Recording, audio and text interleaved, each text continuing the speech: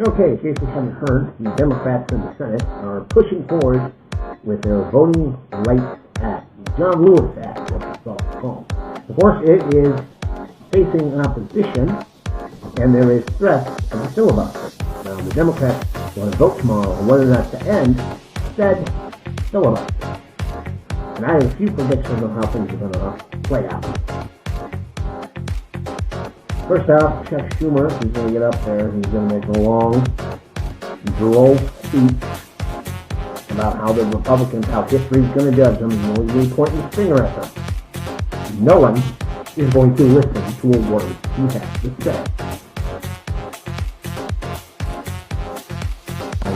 Bernie Sanders, he's going to get up there. He's going to give a bombastic speech about the rights of the people. And people will pay attention, but it won't change any mind. Sorry.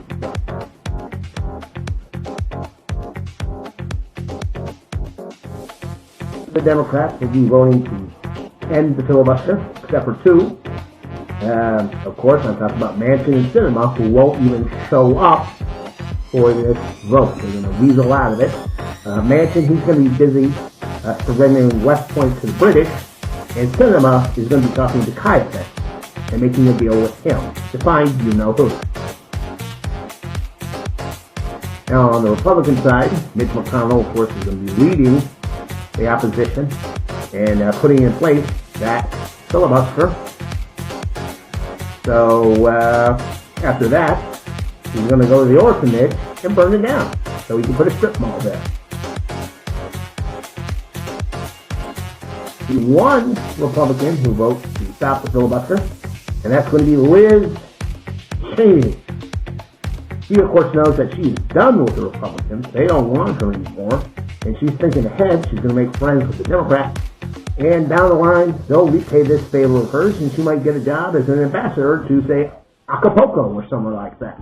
Okay, so, final tally for the votes, with Sinema and Manchin not showing up and Cheney switching sides, is 49-49. This means the deciding vote should go to the vice president, but she's out of town getting mimosas in Las Vegas. If asked if they could do this over Zoom, her casting the deciding vote, but the parliamentarian says no.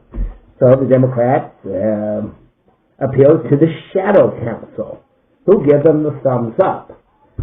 But then the Armadillo King comes in and says, no, you will not do this, and dissolves the Senate. So it's going to be another loss for Senate Democrats. Hey, let me tell you about our new plans for our M&Ms, okay? They're going to be super aggressive, super woke. They're going to be part of the cause. They're going to join in the BLM protest. They're all getting vaccinated. They are all getting vaccinated because, you know, it's about saving lives. The brown one, she's going vegan. Yes, animal niceness, whatever you call that. We're going to have a purple M&M, and their pronouns are they, he, them. They're non-binary. Hey, come on. I want to tell you this about woke M&Ms. Come on. Repeat after me. Joe Manchin is a traitor. Kristen Sinema is a traitor. Manchin and Sinema are no good, dirty traitors. I know it's harsh, and I don't like to go negative, but here's the thing. I'm worried that if we're not saying things like, Joe Manchin is a liar, and Kristen Sinema, she's two-faced, that people, they're going to think that we're not taking the Voting Rights Act seriously. They'll question why it is that we're upset with all these Republicans shooting it down, but we're A-OK. We're perfectly fine with these two Democrats who stabbed us in the back and fucked the whole thing up. They might even think that we're just virtue signaling. You know, it's an election year. We're trying to make ourselves look good, and that we have no real desire to see the Voting Rights Act pass.